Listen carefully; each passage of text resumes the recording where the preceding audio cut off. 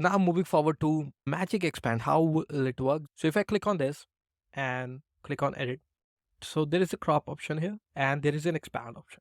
So there you will be able to expand your image. For example, I want to expand to size and want to cover the whole image just like that. Let me just cover the whole image. I don't want any text or any illustration on it. Yeah, so I have covered the whole pic. Now click on the expand. So wait a few minutes. Let's see if it can expand your image. So there you have it. You have a different versions of it. This looks really realistic. So let's take another example. Okay, let me delete this. Okay, so it has this. Now let me place that here, for example, like this. And now going to the edit photo, and I want to be as a portrait.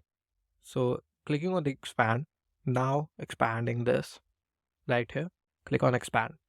So let's just wait for it to expand. So there you go. So you have got yourself your image expanded. This hand looks really funny.